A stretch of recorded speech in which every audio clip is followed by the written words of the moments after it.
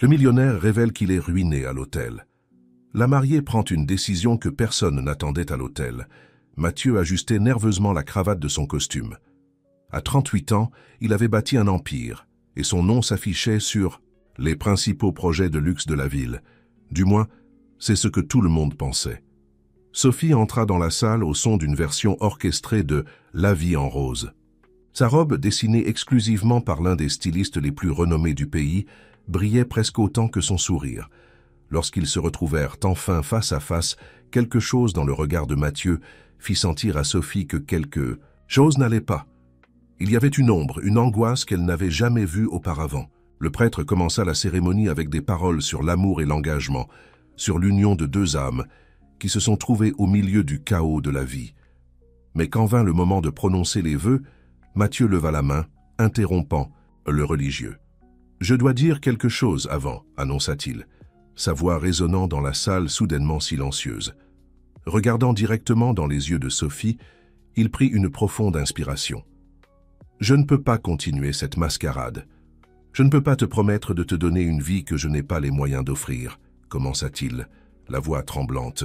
« La vérité, c'est que je suis ruiné, Sophie, complètement ruiné. » Un murmure de stupeur parcourut la salle. Madame Durand, mère de Sophie, porta la main à sa poitrine, tandis que son père, Pierre Durand, homme d'affaires respecté dans le secteur hôtelier, devint rouge de colère. Mes 3 derniers projets ont connu de graves problèmes. Les investisseurs ont retiré leur capital. Les banques me mettent la pression, et je n'ai plus rien que des dettes, continua Mathieu, regardant maintenant non seulement Sophie, mais tous les présents. J'ai vendu mon appartement, ma voiture, tout pour essayer de sauver l'entreprise. Mais ce n'était pas suffisant. Ce costume que je porte est loué. Des larmes commencèrent à couler sur le visage de Mathieu, tandis que le choc se répandait parmi les invités. Certains se levaient déjà, chuchotant, pointant du doigt, jugeant. « J'allais te le dire après le mariage, mais j'ai réalisé que ce serait injuste. Tu mérites de savoir avec qui tu te maries. Tu mérites de faire ce choix en toute connaissance de cause, » conclut-il, baissant les yeux, attendant le rejet qui viendrait certainement. Le silence qui suivit fut assourdissant. Toutes les respirations semblaient suspendues pendant qu'ils attendaient la réaction de Sophie. Elle resta immobile quelques secondes, absorbant l'impact de ses paroles. Sa robe, de mariée, auparavant légère comme une plume, semblait maintenant peser des tonnes. Puis, à la surprise de tous, surtout de Mathieu, elle fit un pas en avant et prit ses mains dans les siennes. « Je ne suis pas tombée amoureuse de ton argent, Mathieu, » dit-elle, avec une fermeté surprenante. « Je suis tombée amoureuse de toi, de l'homme qui se lève à 5 heures du matin pour voir le lever du soleil, de l'homme qui fait des dons silencieusement pour des causes auxquelles il croit, de l'homme qui me regarde comme si j'étais la seule personne au monde. » Un soupir collectif de soulagement et d'émotion parcourut la salle. « Alors, » continua-t-elle, se tournant vers le prêtre, « pouvons-nous continuer la cérémonie ?» Le prêtre, encore stupéfait, acquiesça et reprit les vœux. Le oui de Sophie résonna clair et ferme, tandis que celui de Mathieu sortit entre des larmes de gratitude et d'amour. Mais l'histoire ne faisait que commencer. Personne n'imaginait ce qui allait bientôt se passer. Pendant la réception, qui se tenait dans la même salle maintenant transformée pour la fête, les commentaires ne s'arrêtaient pas. Dans un coin, Madame Durand conversait intensément avec son mari. « C'est inacceptable, Pierre. Notre fille mariée à un homme ruiné. Que diront les chroniques mondaines? Et tout l'argent que nous avons investi dans ce mariage ?» Pierre passa la main dans ses cheveux grisonnants, visiblement perturbés. « Calme-toi, Élisabeth. Nous devons réfléchir avec soin. L'important est que personne ne sache notre situation. Si la nouvelle de la faillite de Mathieu se répand avec nos problèmes financiers, ce sera la fin de tout. Ce qu'il ne savait pas, c'est que Thomas, cousin de Mathieu et témoin du mariage, était assez proche pour entendre la conversation. Thomas, photographe renommé et connu pour son tempérament explosif, plissa les yeux et décida de rester attentif. Chers auditeurs, si vous aimez l'histoire, profitez-en pour laisser un like et surtout vous abonner à la chaîne. Cela nous aide beaucoup, nous qui débutons et maintenant continuons. Pendant ce temps, au centre de la salle, Sophie et Mathieu recevèrent les félicitations des quelques invités qui étaient restés après la révélation explosive. Beaucoup avaient tenu à sortir discrètement, évitant l'embarras de faire face au couple ou peut-être craignant qu'on leur demande de l'argent. Madame Leblanc, grand-mère maternelle de Sophie, une dame de 78 ans au regard vif et perspicace, s'approcha du couple à pas lents, s'appuyant sur sa canne en bois sculpté. « J'ai mon petit-fils, dit-elle, s'adressant à Mathieu avec une affection sincère. L'argent va et vient, mais le caractère demeure. Tu as montré plus de dignité aujourd'hui que beaucoup des petits riches qui se sont enfuis d'ici n'en ont montré de toute leur vie. » Elle se tourna ensuite vers sa petite fille. « Et toi, ma Sophie, tu as toujours su bien choisir. Je suis fier de toi, mais reste attentive. Tout n'est pas ce qu'il semble être dans ce mariage. » Avant que Sophie ne puisse demander ce qu'elle voulait dire par là, l'orchestre commença à jouer, annonçant le moment de la première danse des mariés. Mathieu tendit la main à sa désormais épouse, l'invitant au centre de la piste. C'est alors que les lumières s'éteignirent brusquement. Pendant un moment, tout le monde pensa que cela faisait partie de la chorégraphie de la fête. Mais ensuite, l'écran principal de la salle, qui jusqu'alors ne montrait que des photos du couple, s'alluma tout seul. Une voix déformée électroniquement remplit l'ambiance. Un mariage basé sur des mensonges et voué à l'échec. Et puis, des images commencèrent à défiler. C'étaient des enregistrements de conversation. La première montrait Pierre et Elisabeth Durand, parents de Sophie, dans leur bureau à la maison. « C'est notre seule issue, Elisabeth, » disait Pierre dans l'enregistrement. « Si Sophie épouse Mathieu, nous aurons accès à son capital. Nous pouvons sauver nos hôtels de la faillite, payer nos dettes. Elle n'a même pas besoin de savoir que nous sommes pratiquement dans la misère. » Elisabeth acquiesçait, ajoutant « Et si elle résiste? Tu sais comme notre fille est têtue. » Alors nous lui rappellerons tout ce que nous avons fait pour sa carrière, les contacts que nous avons arrangés, les portes que nous avons ouvertes. Elle nous doit cela. La vidéo continuait, montrant d'autres conversations, toutes sur le même thème. Les parents de Sophie prévoyant d'utiliser son mariage avec Mathieu comme planche de salut pour leurs propres problèmes financiers. Et à aucun moment, ils ne semblèrent se soucier du bonheur de leur fille. La salle était sous le choc. Sophie, pâle comme un fantôme, regardait l'écran puis ses parents, qui semblaient avoir vieilli de 10 ans en quelques minutes. Mathieu, quant à lui, gardait un visage sérieux, presque comme s'il n'était pas surpris. Quand les lumières revinrent, le silence était si dense qu'on aurait pu le couper au couteau. Madame Leblanc fut la première à se manifester. « J'ai essayé d'empêcher ce mariage, » dit la vieille dame, sa voix ferme malgré son âge. « Pas à cause de ce que tu as révélé, Mathieu, mais à cause de ce que j'ai découvert sur mes propres enfants. J'ai essayé de parler à Sophie plusieurs fois, mais Elisabeth trouvait toujours un moyen de me tenir à l'écart. Elle allait jusqu'à médicamenter mes tisanes pour que je m'endorme pendant nos conversations importantes. Sophie sentait le sol s'effondrer sous ses pieds. En une seule nuit, elle avait découvert que son mari était ruiné et que ses parents l'avaient poussé vers un mariage par pur intérêt financier. C'était trop à assimiler. D'un pas ferme, elle se dirigea vers ses parents. « Vous avez comploté? Dans mon dos? Vous m'avez utilisé comme une marchandise d'échange? Comment avez-vous pu ?» Pierre essaya de tenir le bras de sa fille, mais elle se dégagea. « Tu ne comprends pas, ma fille. Nous sommes désespérés. Les banques sont sur le point de tout prendre. Ta mère a des problèmes de santé qui nécessitent des traitements coûteux. Nous avons pensé au bien de tous. » « Au bien de tous ou à votre propre bien ?» rétorqua Sophie, des larmes coulant sur son visage parfait, maintenant marqué par la douleur. « Toute ma vie a été un mensonge, l'encouragement à travailler sur les projets de Mathieu, les coïncidences de nous rencontrer lors d'événements, tout était orchestré. » Thomas, le cousin et témoin, s'approcha. Il y avait quelque chose dans son regard qui mêlait culpabilité et détermination. « Je dois aussi confesser quelque chose, dit-il, regardant Mathieu. Je connaissais leur plan. Pierre m'a contacté il y a 6 mois quand toi et Sophie avez commencé à devenir sérieux. Il m'a offert de l'argent pour vous aider à fixer la date du mariage plus tôt. « Toi ?» demanda Mathieu, la trahison de quelqu'un de si proche ajoutant une nouvelle couche de douleur à cette nuit. « Pourquoi, Thomas ?»« J'étais victime de chantage, » répondit Thomas, la honte évidente dans sa voix. « J'ai des dettes de jeu. Beaucoup de dettes. Pierre l'a découvert et a utilisé cela contre moi. Il a dit qu'il paierait tout si je l'aidais, et j'ai accepté. Pardonne-moi, cousin. » La situation semblait s'effondrer de plus en plus, révélation après révélation. C'est alors que l'un des rares invités qui restait encore dans la salle, M. Martin, un vieil homme qui travaillait comme concierge dans le premier immeuble que Mathieu avait construit, s'effondra au sol, portant la main à sa poitrine. « À l'aide! Je crois qu'il fait une crise cardiaque !» cria quelqu'un. Immédiatement, Mathieu et Sophie coururent pour l'aider. Oubliant momentanément le chaos dans lequel ils se trouvaient, ils unirent leurs forces pour secourir le vieil homme. Mathieu commença à faire un massage cardiaque, tandis que Sophie, avec une présence d'esprit admirable, demandait à quelqu'un d'appeler les secours. De longues minutes s'écoulèrent jusqu'à l'arrivée de l'ambulance.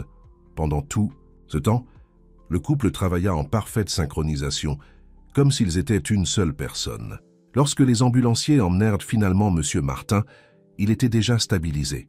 « Vous lui avez sauvé la vie », dit une ambulancière à Mathieu. « Peu de gens savent faire un massage cardiaque aussi efficace. » Sophie regarda son mari avec une admiration renouvelée. Au milieu du pire moment de leur vie, ils parvenaient encore à être un héros. Quand ils se retrouvèrent finalement seuls sur la piste de danse, la salle presque vide à l'exception de quelques employés qui nettoyaient discrètement et Madame Leblanc qui attendait dans un coin, Mathieu prit les mains de Sophie. « Je comprends si tu veux annuler ce mariage maintenant même, dit-il. C'était une nuit de trop de révélations. » Sophie le regarda profondément. « Qui a envoyé cette vidéo, Mathieu? Tu le sais, n'est-ce pas ?» Mathieu acquiesça lentement. « Je pense que oui. Il y a 3 ans, j'ai aidé un jeune programmeur qui démarrait son entreprise. Il était sur le point de tout perdre à cause d'un investisseur sans scrupules. Je suis intervenu, pas pour l'argent, mais parce que j'ai vu du potentiel en lui et surtout parce que c'était la bonne chose à faire. Son nom est Julien Moreau. Il surveille mes affaires depuis comme une forme de gratitude et pour m'alerter des problèmes potentiels. Je crois que c'est lui qui a découvert le plan de tes parents. » Sophie absorba l'information, un petit sourire se formant sur ses lèvres. « Alors tu as un ange gardien numérique. » « On dirait bien, » répondit Mathieu. « Mais cela ne change pas le fait que je suis ruiné et que tu as découvert que tu as été manipulé par ta propre famille. »« Ruiné ?» questionna Sophie, une lueur énigmatique dans ses yeux. « Tu en es absolument sûr, Mathieu ?» Avant qu'il ne puisse répondre, les portes de la salle s'ouvrirent et un jeune homme à lunettes et en costume moderne entra. Julien Moreau, le programmeur mentionné, marchait vers eux avec une tablette dans les mains. « Désolé d'interrompre, » dit-il, « mais je pense que cela ne pouvait pas attendre jusqu'à demain. » Il remit la tablette à Mathieu qui commença à lire le contenu avec des yeux écarquillés. « C'est impossible, » murmura-t-il. « Qu'est-ce qu'il y a ?» demanda Sophie, inquiète. « Les terrains en Provence, » expliqua Mathieu, encore abasourdi. « Ceux que j'ai achetés il y a 5 ans et qui semblaient ne rien valoir. Le gouvernement vient d'approuver la construction d'un resort écologique dans la région. La valeur des terrains a triplé du jour au lendemain. » Julien sourit. « Et ce n'est pas tout. L'enquête sur ton ancien associé, Victor, a conclu que c'est lui qui a saboté tes 3 derniers projets. Il a détourné des fonds, falsifié ta signature, éloigné des investisseurs. Tout cela est documenté et sera présenté aux autorités demain. » C'était comme si un poids énorme avait été retiré des épaules de Mathieu. Il n'était pas ruiné, il avait été victime d'un sabotage, et maintenant il y avait une réelle chance de récupération. Sophie, cependant, ne semblait pas aussi surprise qu'elle aurait dû l'être. « Tu savais, » dit Mathieu, remarquant la réaction de son épouse. « Tu savais déjà tout cela. » Elle acquiesça, des larmes de soulagement brillant dans ses yeux. « Julien m'a contacté 1 semaine avant le mariage. Il m'a montré les preuves contre Victor et m'a parlé de la Provence. J'allais te le dire après la lune de miel, comme une surprise. Alors pourquoi as-tu semblé si choqué quand j'ai révélé que j'étais ruiné à l'hôtel? Parce que je ne m'attendais pas à ce que tu révèles cela pendant la cérémonie, répondit-elle, avec un léger ton de reproche. Je pensais qu'au moins tu attendrais jusqu'à ce que nous soyons seuls. Mathieu ne put s'empêcher de rire. Tu veux dire que nous nous sommes mariés en sachant exactement dans quelle situation nous étions? Demanda-t-il, émerveillé par la force de cette femme. Exactement. La seule chose que je ne savais pas, c'était le plan de mes parents, répondit Sophie, son visage s'assombrissant à nouveau en mentionnant sa famille. Chers auditeurs, si vous aimez l'histoire, profitez-en pour laisser un like et surtout vous abonner à la chaîne. Cela nous aide beaucoup, nous qui débutons, et maintenant, continuons. Madame Leblanc, qui observait tout depuis son coin, s'approcha, lentement. « Mes chers enfants, Je crois que je dois vous raconter le reste de l'histoire, dit la vieille dame, s'installant dans une chaise que Julien lui offrit rapidement. Il y a plus dans ce scénario que vous ne l'imaginez. Le couple et Julien s'assirent autour de la dame, impatients de savoir ce qui allait suivre. Pierre et Élisabeth n'avaient pas complètement tort sur une chose. Ils sont vraiment ruinés, commença Madame Leblanc.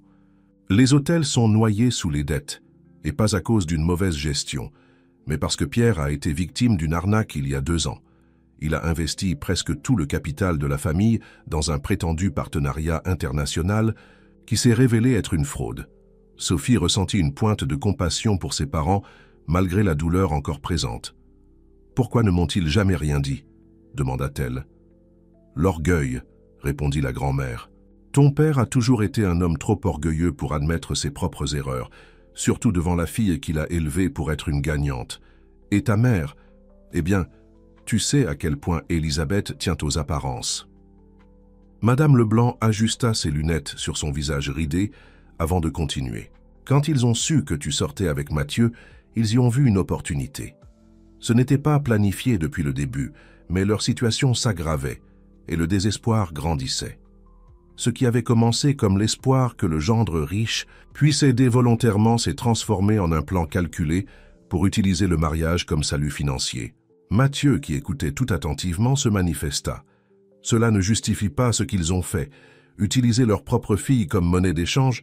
Bien sûr que non, cela ne le justifie pas, convint Madame Leblanc. Je ne fais qu'expliquer, pas excuser. Ce qu'ils ont fait était inacceptable. J'ai essayé d'intervenir quand j'ai découvert, mais comme Sophie l'a entendu, j'en ai été empêché. Élisabeth allait jusqu'à mettre des calmants dans mon thé, pour que je ne puisse pas parler clairement avec ma petite fille. Quand j'ai réalisé ce qui se passait, j'ai essayé de te contacter directement, Mathieu, mais mes emails n'ont jamais reçu de réponse. Probablement l'œuvre de Victor, commenta Julien. Il avait accès à ton email professionnel et filtrait tes messages. Mathieu secoua la tête, assimilant toutes ces révélations. C'était comme s'il avait vécu dans un monde d'ombre, et que maintenant, enfin, la lumière commençait à entrer. « Il y a encore une chose, » ajouta Madame Leblanc. « Quelque chose à propos du contrat prénuptial. » Sophie fronça les sourcils. Elle et Mathieu avaient signé un contrat prénuptial standard, protégeant les biens individuels de chacun avant. « Le mariage. Qu'y a-t-il avec le contrat ?» demanda-t-elle. « Ton père a inclus une clause spéciale, » expliqua la grand-mère. « Si vous divorcez dans les 2 premières années de mariage, Mathieu est obligé de payer une somme considérable comme indemnité, indépendamment du motif de la séparation. »« C'est absurde !» s'exclama Sophie. « Comment a-t-il pu faire cela ?»« Sans me consulter. Il a convaincu l'avocat que c'était un accord entre vous 3, » répondit Madame Leblanc. « Et comme tu as signé sans lire attentivement toutes les pages, Sophie sentit son sang bouillir. C'était le comble de la trahison. Il ne suffisait pas de la pousser vers un mariage par intérêt, son père avait encore tendu un piège juridique. « Existe-t-il un moyen d'annuler cette clause ?» demanda Mathieu à Julien, qui consultait déjà quelque chose sur sa tablette. « Oui, mais cela prendrait du temps et pourrait générer beaucoup d'expositions publiques, » répondit le programmeur. « À moins que nous divorcions maintenant même, » compléta Sophie, surprenant tout le monde. « Comment ?» demanda Mathieu, confus. « Réfléchis bien, » expliqua-t-elle. « Le contrat parle de divorce dans les 2 premières années, mais ne précise pas combien de temps après le mariage ce divorce doit avoir lieu, n'est-ce pas ?» Julien vérifia rapidement le texte du contrat. En effet, il n'y a pas de précision. Il dit seulement en cas de divorce, dans les 24 premiers mois après l'union matrimoniale. Alors, si nous divorçons maintenant, techniquement nous sommes encore dans les 24 premiers mois. En fait, dans les 24 premières heures de mariage. Mais comme tu es ruiné, il n'y a rien à payer comme indemnité, conclut Sophie, un sourire astucieux se formant sur ses lèvres. Et ensuite, nous pourrions nous remarier sans aucun contrat manipulé, ajouta Mathieu, admiratif de l'intelligence rapide de son épouse. Exactement. Et quand la nouvelle des terrains valorisés et du sabotage de Victor éclatera, mes parents ne pourront rien faire, car le divorce aura déjà eu lieu et le nouveau mariage aura de nouvelles conditions. Madame Leblanc ne put contenir un rire. Ma petite fille a toujours été la plus intelligente de la famille. C'est pour cela que je suis si fier d'elle. À ce moment-là, une décision silencieuse fut prise entre Mathieu et Sophie. Ils affronteraient ensemble ce qui viendrait, en commençant par ce divorce stratégique et immédiat, suivi d'un nouveau mariage, cette fois vraiment basé uniquement sur l'amour qu'ils ressentaient l'un pour l'autre. Le lendemain matin, l'étonnement de tous ceux qui commentaient encore les scandales du mariage, le couple annonça publiquement son divorce. Les gros titres furent impitoyables, le mariage le plus court de la haute société parisienne, amour ou intérêt.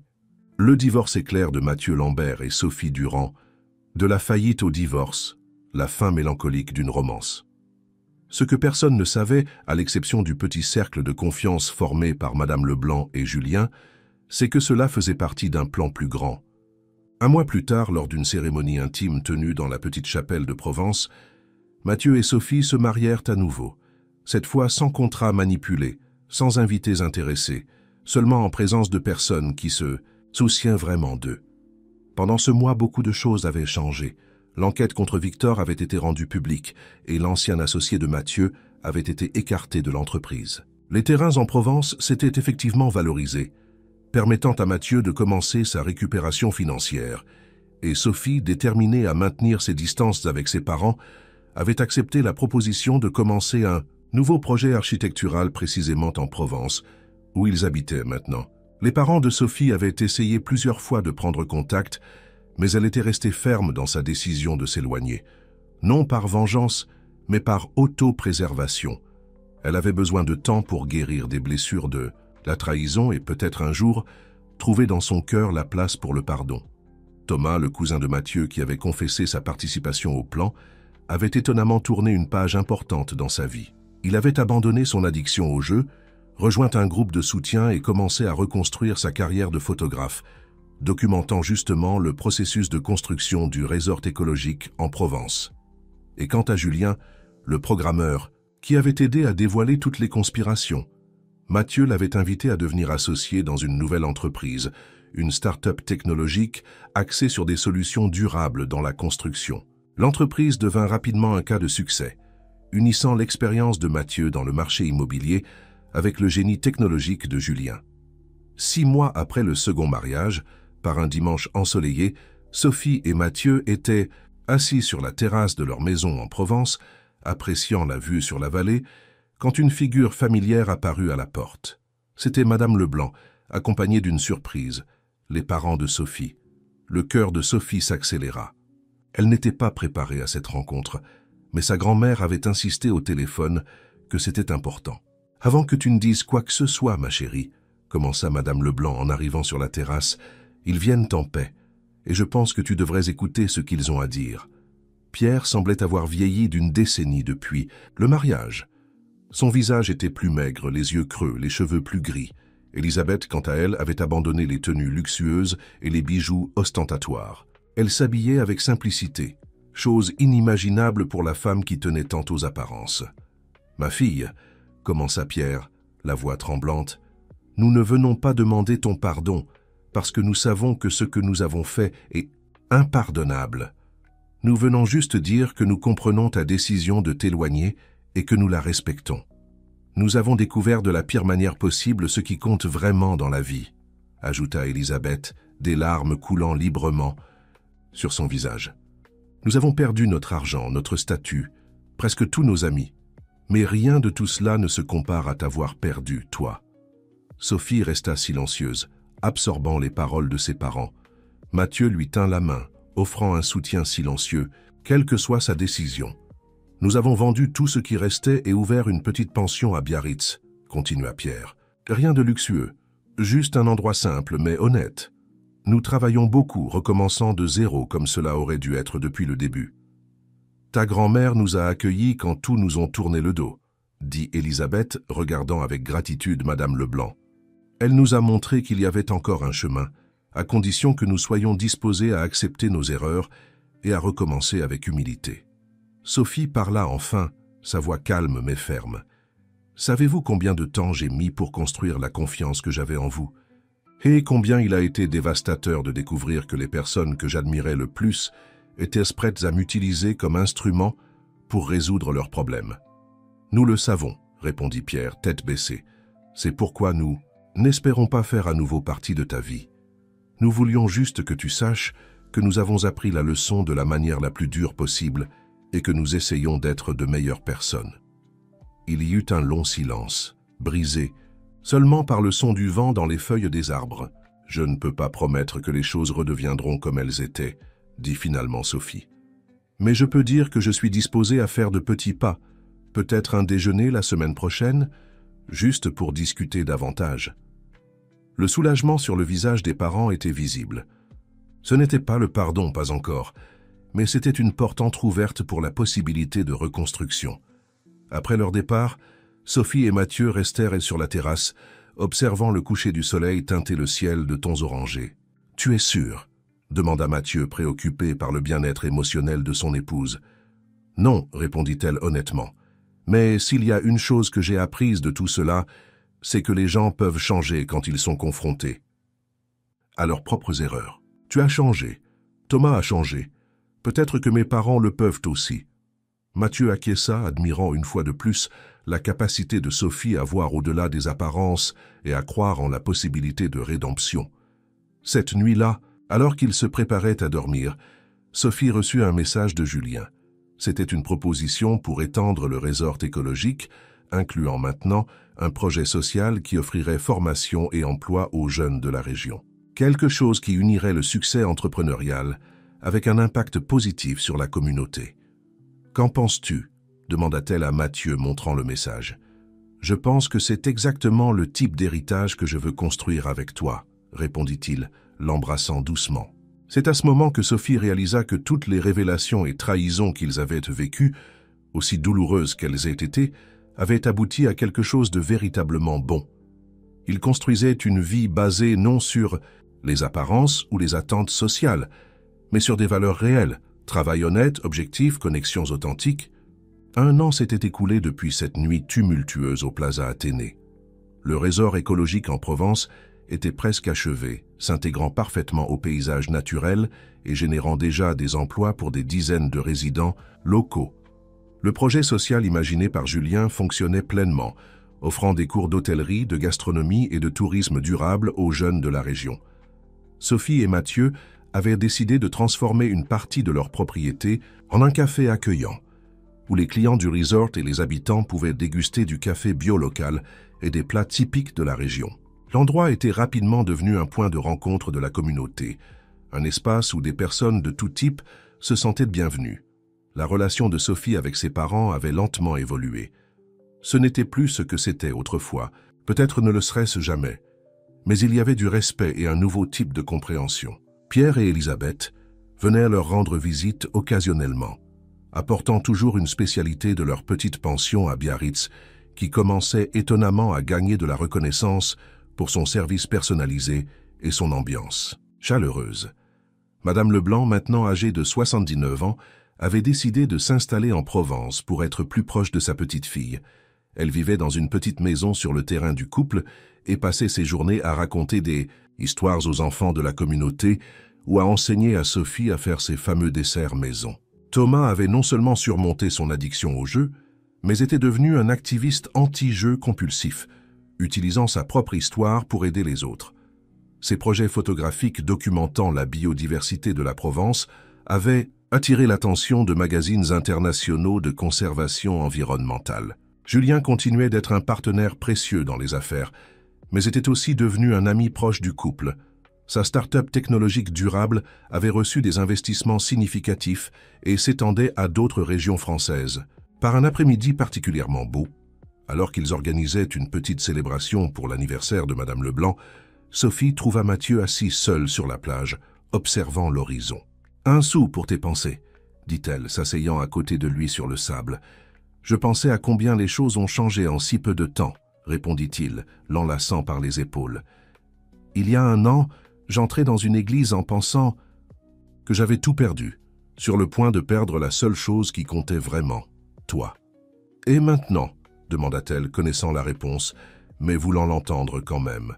« Maintenant, je réalise que je n'ai jamais été aussi riche, » répondit-il, regardant autour de lui, « pas par l'argent que nous avons récupéré, ou par les nouvelles affaires, mais par le fait d'avoir des personnes authentiques à nos côtés, par le fait d'avoir construit quelque chose qui compte, qui fait la différence, par le fait de nous réveiller tous les jours avec un objectif qui va au-delà de nous-mêmes.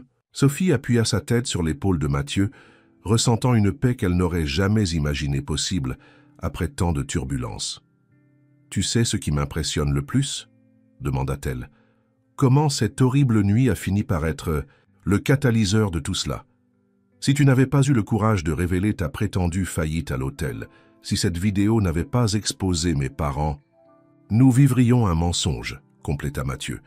Un mensonge confortable peut-être, mais un mensonge quand même. » Ils restèrent silencieux quelques instants, appréciant le son des vagues et la chaleur du soleil couchant. « Je pense que nous devrions rentrer, » dit finalement Sophie. « Grand-mère va s'impatienter si nous retardons sa fête. » Mathieu acquiesça, se levant et tendant la main pour l'aider. Alors qu'ils retournèrent vers la maison, où amis et famille les attendaient, il s'arrêta soudainement. « Qu'y a-t-il » demanda Sophie, inquiète. « Rien » répondit-il avec un sourire. « Je voulais juste dire que si je devais tout revivre, la faillite, les trahisons, les scandales, je le ferais sans hésiter, si je savais que cela finirait ici, avec toi. » Sophie sourit, l'embrassant doucement. « Moi aussi, » dit-elle. « Moi aussi. » En arrivant à la maison, ils furent accueillis par la chaleur de la petite célébration. Madame Leblanc, au centre de l'attention, racontait avec animation des histoires de sa jeunesse. Julien et Thomas discutaient avec enthousiasme d'un nouveau projet impliquant des drones pour la surveillance environnementale. Pierre et Élisabeth, encore un peu mal à l'aise, mais visiblement faisant des efforts, aidaient à servir les invités. C'était une scène qu'aucun d'entre eux n'aurait pu imaginer cette nuit tumultueuse au Plaza Athénée. Une scène de personnes imparfaites qui avaient commis des erreurs, certaines graves, mais qui essayaient sincèrement d'être meilleures. Chers auditeurs, si vous aimez l'histoire, profitez-en pour laisser un like et surtout vous abonner à la chaîne, cela nous aide beaucoup. Nous qui débutons, et maintenant, continuons. En observant ce petit univers de rédemption qu'ils avaient créé, Sophie eut une épiphanie. Le véritable amour n'est pas celui qui fleurit seulement dans les moments de gloire et d'abondance. C'est celui qui persiste et se renforce précisément dans les moments de crise, de vulnérabilité, de faillite, qu'elle soit financière ou morale. Et Mathieu, comme s'il lisait dans ses pensées, lui murmura à l'oreille « Nous sommes beaucoup plus riches maintenant que nous ne l'avons jamais été avec tous les comptes bancaires pleins. » Sophie acquiesça, ressentant la vérité profonde de ces paroles. Ils avaient découvert le type de richesse qu'aucune faillite ne pourrait enlever, la richesse des liens sincères, de l'objectif partagé, de la vie vécue avec authenticité. Et tandis que le soleil se couchait à l'horizon de la Provence, teintant le ciel de tons dorés et cramoisis, Sophie et Mathieu trinquèrent non seulement à l'anniversaire de Madame Leblanc, mais aussi au voyage extraordinaire qui les avait amenés jusque-là. Un voyage qui avait commencé par une révélation choquante à l'hôtel. « Je suis ruiné » et qui avait culminé dans la découverte de ce qui comptait vraiment dans la vie. Parce qu'au final, ils avaient appris qu'il y a des choses que tout l'argent du monde ne peut acheter, la dignité, l'honnêteté et le courage de recommencer, même quand tout semble perdu. 2 ans plus tard, le resort écologique en Provence était devenu un modèle de tourisme durable, recevant des prix internationaux pour ses pratiques innovantes.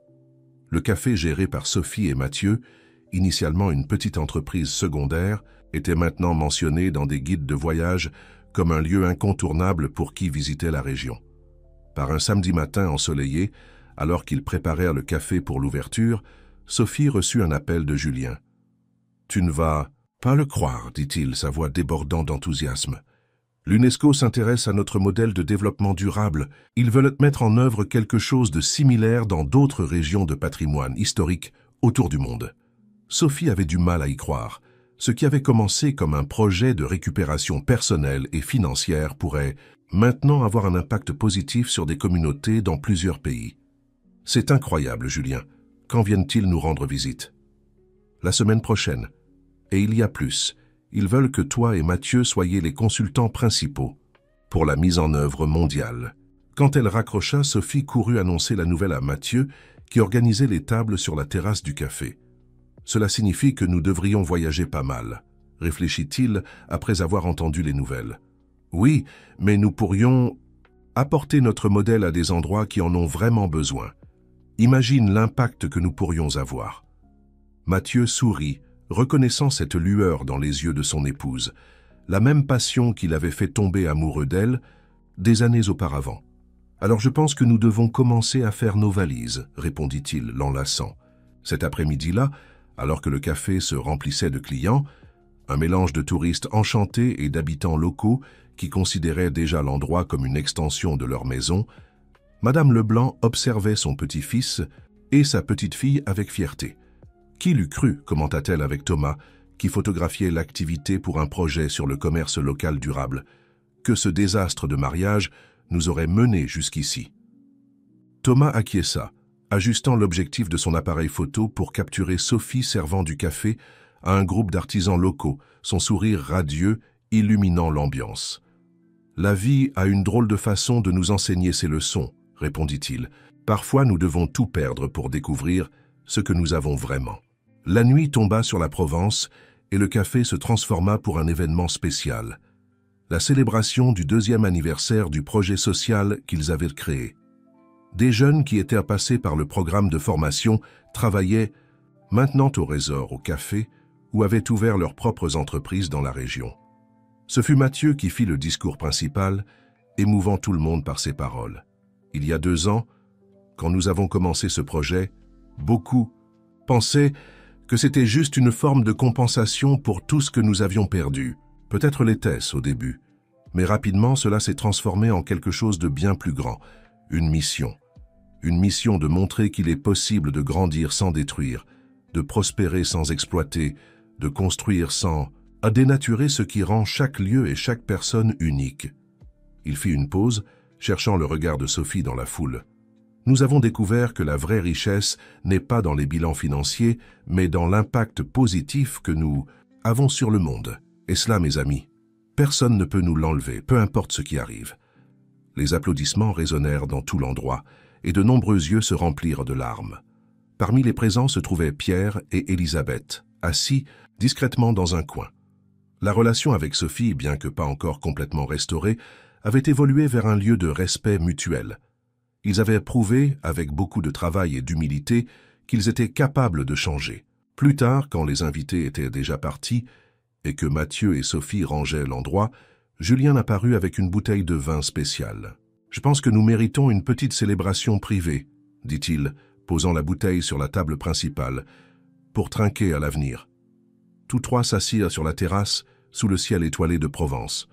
Tout en discutant des plans pour le projet mondial, Sophie ne put s'empêcher de réfléchir au chemin qui les avait menés jusque-là. « Tu sais ce qui est drôle ?» dit-elle, faisant tourner son verre de vin entre ses doigts. « Si quelqu'un m'avait dit, cette nuit de mariage, que dans 3 ans nous serions ici, avec tout ce que nous avons construit, je ne l'aurais jamais cru. » « La vie suit rarement le scénario que nous planifions, » répondit Julien, pensif. « Parfois, les plus grands cadeaux viennent déguisés en catastrophes. » Mathieu leva son verre, proposant un toast à la faillite qui n'en a jamais vraiment été une, au mensonge qui nous a menés à la vérité et à l'avenir que nous construisons ensemble. Les 3 trinquèrent, leurs verres tintant sous la lumière de la lune qui se reflétait dans les eaux tranquilles de la vallée. Cette nuit-là, allongés dans le hamac de la terrasse de leur maison, Sophie et Mathieu observèrent les étoiles en silence, chacun perdu dans ses propres pensées. « Ah, à quoi penses-tu » demanda finalement Mathieu, caressant les cheveux de son épouse. « J'imaginais comment serait notre vie si tu n'avais pas eu le courage de dire la vérité à l'hôtel, » répondit-elle. « Si nous avions poursuivi le mariage sans toutes ces révélations, nous serions probablement dans un penthouse à Paris, médita-t-il, vivant une vie d'apparence, entouré de personnes qui ne s'intéressent qu'à notre statut.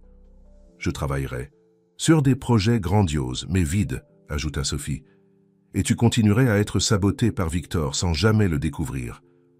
Et nous n'aurions jamais connu la vraie valeur des personnes autour de nous, conclut Mathieu. Thomas continuerait à s'enfoncer dans les dettes de jeu. Julien ne serait qu'un jeune entrepreneur que j'ai aidé une fois. Tes parents resteraient prisonniers de leur propre toile de mensonges. Et nous n'aurions jamais découvert de quoi. Nous sommes vraiment capables quand nous perdons tout, sauf l'un l'autre, dit Sophie, se blottissant plus près de lui. La brise douce de la nuit berçait le hamac, apportant l'arôme de la lavande et des fleurs tropicales qui entouraient la propriété. C'était une vie simple à bien des égards, certainement plus simple que ce qu'ils auraient imaginé pour eux-mêmes des années auparavant. Mais c'était une vie authentique, pleine de sens. « Tu regrettes ?» demanda Mathieu, bien qu'il connût déjà la réponse. « Pas une seconde », répondit-elle, levant le visage pour le regarder dans les yeux. « Et toi ?»« Le seul regret que j'ai, » dit-il en souriant, « c'est de ne pas avoir réalisé plus tôt que la vraie richesse était juste devant moi tout ce temps. » Ils restèrent à nouveau silencieux, bercés par le son du vent et par la chaleur l'un d'eux. L'autre, la gratitude remplissant leur cœur pour le chemin sinueux qui les avait amenés exactement là où ils devaient être. Le lendemain matin, Sophie se leva tôt et alla à la terrasse pour voir le lever du soleil, un rituel qu'elle avait adopté depuis qu'ils avaient déménagé en Provence. C'était son moment de méditation, de connexion avec quelque chose de plus grand qu'elle-même. Assise dans le calme, observant les premiers rayons dorés apparaître à l'horizon, elle ne put s'empêcher de sourire en pensant à l'ironie de tout cela.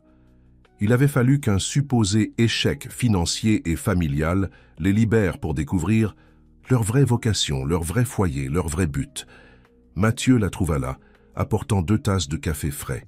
Il s'assit à côté d'elle en silence, respectant ce moment si spécial pour elle. Ce n'est que lorsque le soleil fut complètement au-dessus de l'horizon, baignant la terrasse de sa lumière dorée, qu'il parla. « J'ai une proposition pour toi. » Sophie le regarda avec curiosité. « Et quelle serait-elle ? Que dirais-tu de renouveler nos vœux ? Ici, sur cette terrasse. Juste nous deux, et peut-être quelques-unes des personnes qui sont devenues vraiment importantes dans nos vies. » Les yeux de Sophie se remplirent de larmes. C'était parfait. Un vrai nouveau départ, sans pressions externes, sans attentes sociales, juste l'amour pur et sincère qu'ils avaient cultivé à travers toutes les tempêtes. « J'adorerais », répondit-elle, l'embrassant doucement. Un mois plus tard, sur la même terrasse où Sophie aimait voir le lever du soleil, une petite cérémonie était en préparation. Il n'y avait pas de décoration extravagante, juste quelques lanternes artisanales, faites par les jeunes du projet social et des fleurs sauvages, cueillies dans le jardin de la maison. Les seuls invités étaient ceux qui comptaient vraiment. Madame Leblanc, Julien, Thomas, quelques jeunes du projet qui étaient devenus une partie de la famille, et oui, Pierre et Élisabeth, qui avaient démontré par des actions constantes leur regret sincère et leur changement. Il n'y avait ni prêtre ni juge. Ils n'avaient pas besoin de formalités légales, ils étaient déjà officiellement mariés. Cette cérémonie était pour eux-mêmes une célébration du chemin parcouru et une promesse pour l'avenir. Vêtue d'une simple robe blanche en coton et pieds nus, Sophie marcha vers Mathieu, qui l'attendait au bord de la terrasse, également en blanc, un sourire radieux illuminant son visage. Quand elle arriva jusqu'à lui, Mathieu prit ses mains et parla du cœur. « Il y a 3 ans, à un hôtel très différent de celui-ci, je t'ai dit que j'étais ruiné. Ce fut le moment le plus difficile et le plus libérateur de ma vie. Aujourd'hui, je veux faire une autre révélation. Je ne me suis jamais senti aussi riche que je me sens maintenant, à tes côtés. Non pas à cause des projets réussis ou de la reconnaissance que nous avons obtenue, mais parce que nous avons découvert ensemble ce qui compte vraiment.